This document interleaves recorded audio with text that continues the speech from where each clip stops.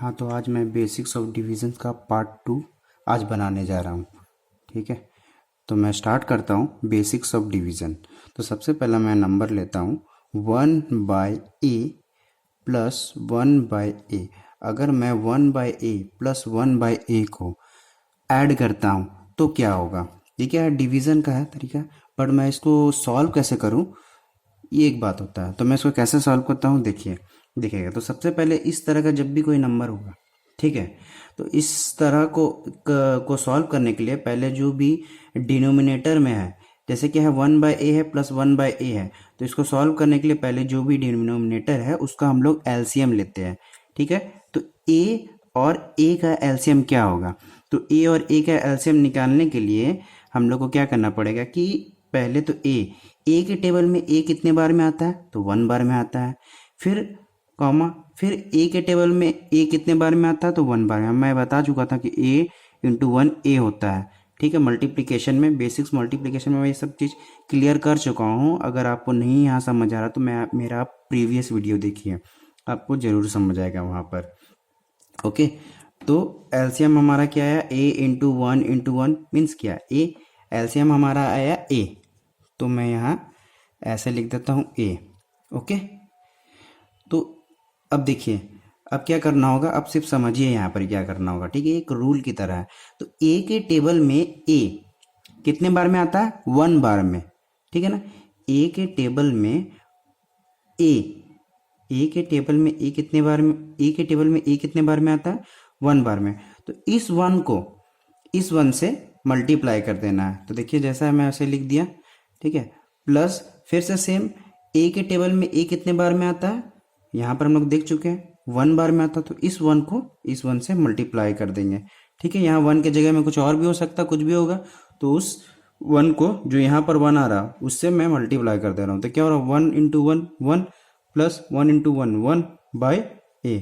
तो आंसर हमारा क्या है फाइनल? 2/a। तो ये हमारा हो गया फाइनल आंसर। ठीक है, इसी तरह अगर आप इसमें अभी नहीं समझ आया होगा मे भी आपको, ठीक है, मैं इसको और अच्छी तरह से समझाऊंगा। ठीक है, इसलिए इसके लिए थोड़ा आपको वेट करना पड़ेगा। ठीक है, अब देखिए और एग्जांपल ले लेता हूँ। मान लीजिए मैं सिंपल नंबर पे ले लेता हूँ, वेरिएबल पे नहीं ले रहा हूँ। अगर आप नंबर पे भी समझ गए या वेरिएबल किसी में भी एक चीज़ में भी अगर आपको अच्छे से समझ आया तो आपको सारा क्लियर होने वाला है। तो मैं अभी और एग्जाम्पल लेता हूँ। जैसे एग्जाम्पल ले लेता हूँ नंबर पे 1/2 प्लस 1/3।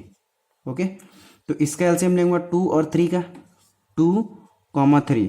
तो 2 के टेबल में 2 कितने बार में आया? 1, और ये तो नहीं आता तो ऐसे ही उतर गया। ठीक है, फिर 3 कुछ नहीं है, 1। तो 2 इंटू 3 इंटू 1 इंटू 1 लिखिए, नहीं लिखिए कोई दिक्कत नहीं है, 1 तो 1 ही होता है। ठीक है ना, तो 6 हो गया। ठीक है ना, तो आप यहाँ पर हमारा क्या आ रहा है? 6 आया एलसीएम। ठीक है, तो मीन्स 2 के टेबल में 6 कितने बार में आ रहा है? ध्यान से देखिए, 2 के टेबल में 6 कितने बार में आ रहा है? 2 के टेबल में 6 कितने बार में आ रहा है? तो आ रहा है हमारा 3 बार में। तो इस 3 को इस 1 से मैं मल्टीप्लाई कर दूंगा, तो 3 इंटू 1 प्लस, फिर से देखिए 3 के टेबल में 6 कितने बार में आ रहा है? 3 के टेबल में 6 कितने बार में आ रहा है? तो आ रहा है 2 बार में। तो इस 2 को मैं इस 1 से मल्टीप्लाई कर दूंगा, तो 2 इंटू 1, तो कितना हो गया? 3 1 जो 3, 3 प्लस 2/6। तो हमारा फाइनल आंसर आ गया 5/6। आप इसको समझने की कोशिश करिए। यहाँ थोड़ा मैं रफ वर्क कर रहा हूँ, थोड़ा गंदा हो गया, बट आप इसको समझिए। ठीक है, इससे और भी अच्छा तरीका मैं अभी बताने वाला हूँ आपको बहुत ही जल्दी। अच्छा चलिए, मैं इसको और किस तरह से कर सकता हूँ अगर आपको यहाँ नहीं समझ आया तो। ठीक है, मैं थोड़ा यहाँ पर स्पेस लेता हूँ। क्या है?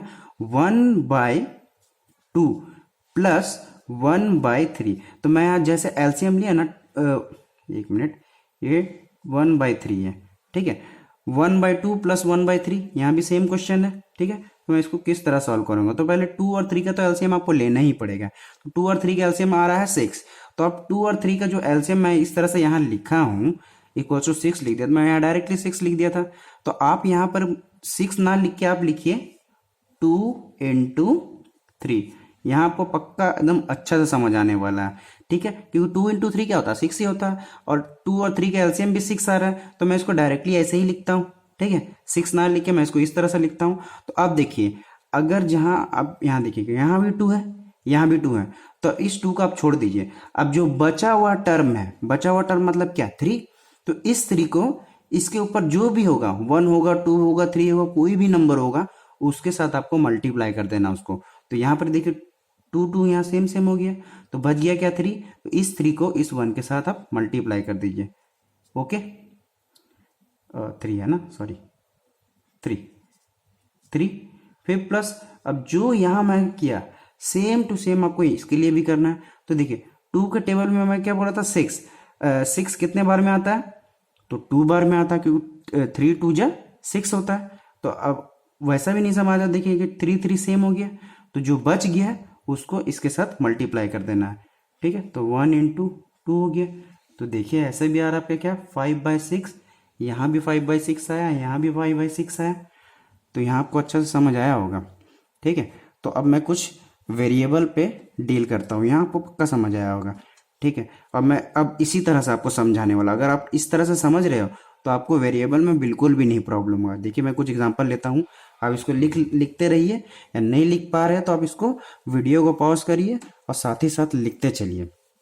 इससे क्या होगा आपको कि आपका प्रैक्टिस होते जाएगा, बात सोचेंगे तो फिर नहीं होगा। ठीक है, तो कुछ एग्जांपल मैं ले लेता हूँ। जैसे एग्जांपल ले लिया, A/B प्लस C/D। अब इसको सॉल्व करना है, तो देखिए मैं जैसे 1/2 प्लस 1/3 का एग्जांपल लिया था, क्या किया था, मैं इन दोनों का एलसीएम लिया था। तो यहाँ पर ही B और D, ठीक है, दोनों वेरिएबल अलग है, वहाँ पर क्या था 1/2 प्लस 1/3, दोनों वेरिएबल अलग था। चलिए मान लीजिए B और D का एलसीएम मुझे लेना ही है, ठीक है ना। तो क्या, तो B के टेबल में B कितना बार में आएगा, 1 बार में आएगा, और D तो नहीं आएगा, इसलिए D जैसा है वैसे लिख गया। फिर D, ये 1 हो गया, तो B इंटू डी इंटू 1 मतलब B इंटू डी ही आएगा, या BD लिखिए। तो डायरेक्टली आप यहाँ B इंटू डी ही लिख दीजिए डायरेक्टली। ठीक है, अब देखिए यहाँ पर भी B है, यहाँ पर भी B है, तो ये चीज़ तो नहीं लिखाने वाला। तो जो बच गया D, तो उस D को इस A के साथ मल्टीप्लाई कर दिया, हर जगह अप्लाई होने वाला है। तो A इंटू डी हो गया, प्लस यहाँ पे देखिए फिर D है, तो इस D को नहीं लिखना है, जो बच गया टर्म, ठीक है, उस टर्म को इसके साथ मल्टीप्लाई कर देना है न्यूमरेटर के साथ। तो C इंटू बी, ये आपका हो गया AD प्लस CB/BD, ये हो गया आपका आंसर। ठीक है, अगर इस पे भी नहीं समझ आया तो मैं एक और एग्जांपल लेता हूँ। क्या ले लेता हूँ, A/B, थोड़ा सा इसको साफ कर लेते हैं। देखिए A/B plus C/D plus X/Y, ठीक है, ये 3 वेरिएबल के लिए हो गया एग्जांपल है। ठीक है, तो इसका एलसीएम भी क्या होगा, देखिए सारा वेरिएबल अलग है ना, तो आप डायरेक्ट ही लिख दीजिए, यहाँ पर बार बार करें क्योंकि आपको यहाँ पर ही समझ आ रहा होगा। ओके, तो डायरेक्टली आप क्या लिखिए, B into D into Y, तो आप ऐसे लिखिए B into D into Y. LCM आप लोगे BD/Y का, तो आपका यही आने वाला है, आप देख लीजिए B1 जा B, ये जो बच गया वैसे ही टर्म लिख दीजिए। फिर क्या है, D है, ये हो गया इस तरह से, और क्या बच गया Y, नीचे 1 आना चाहिए, एलसीएम आपको लेना आता ही होगा। ठीक है, नहीं आता तो मैं फिर इसके लिए भी कुछ वीडियो बना दूंगा आपके लिए। ठीक है, इंटू वाई, तो क्या आ गया, यही चीज़ आने वाला है, B into D into Y. तो अब देखिए यहाँ पर B है, यहाँ भी B है, तो इस B को छोड़ के जो नंबर आपके पास बचता है उस नंबर को, मतलब उस वेरिएबल को इसके साथ मल्टीप्लाई कर दिया है, नंबर बोलिए, है ना। तो A into D into Y हो गया। ओके, मैं यहाँ से थोड़ा रफ कर रहा हूँ, स्पेस लगेगा मुझे। ठीक है, अब क्या है, साइन प्लस, ठीक है। अब देखिए यहाँ D है, यहाँ भी D है, तो इस D को छोड़कर जो भी टर्म बच रहा है वो आप लिख दीजिए, क्या है, B और Y, तो C into B into Y plus, अब देखिए यहाँ वाई है तो इस भी वाई को छोड़ के जो टर्म आपके पास बच रहा है उसको लिख दिए, तो x into B into D.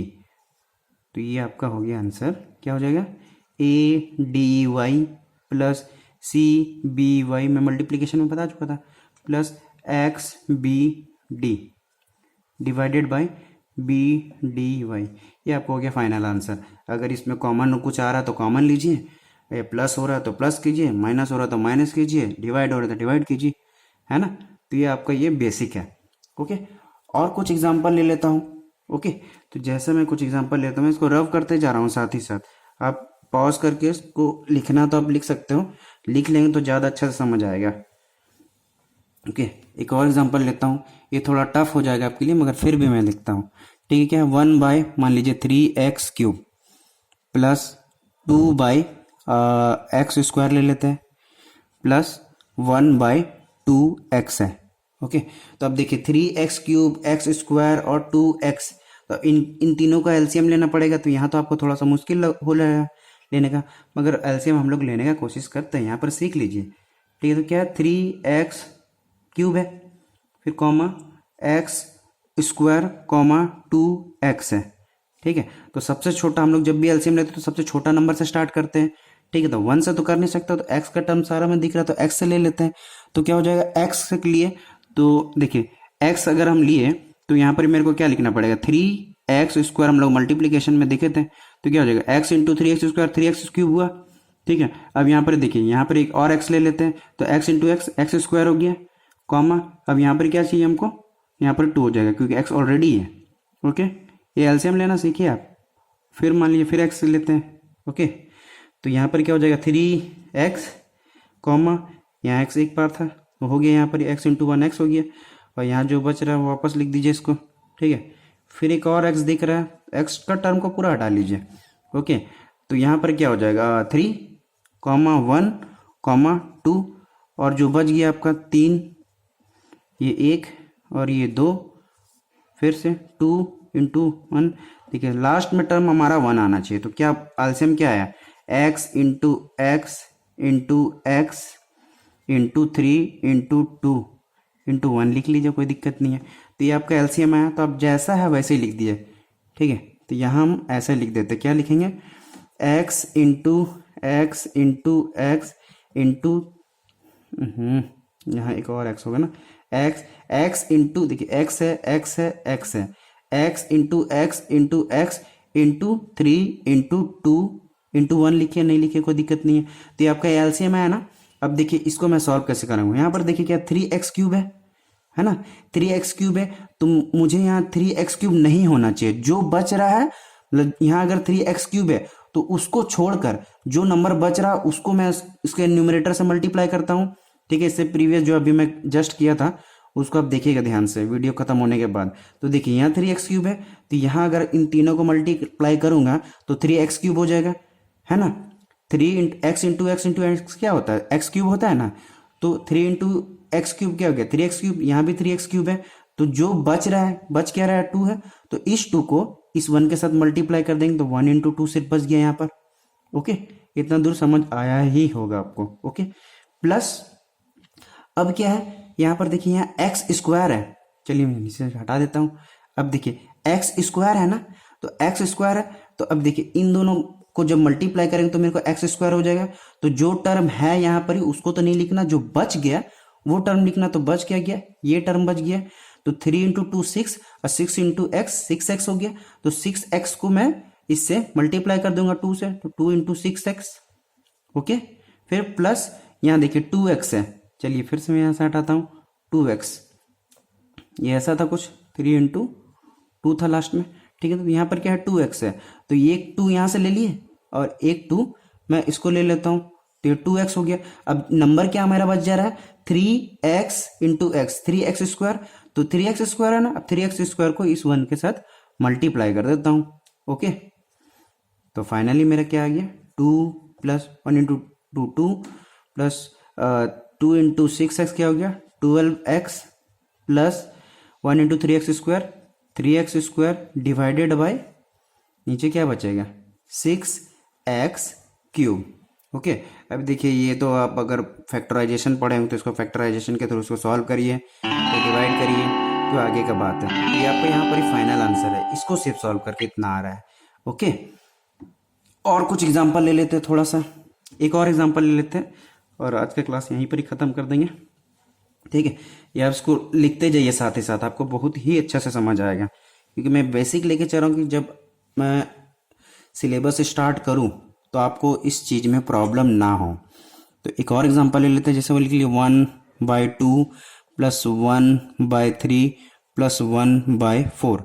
तो अगर इसको सॉल्व करना तो फिर से 2 3 और 4 का एलसीएम ले लेते हैं, 2 3 और 4, तो 2 1 जा 2, ये 3 तो जैसा वैसे उतर गया, और 2 2 जा 4।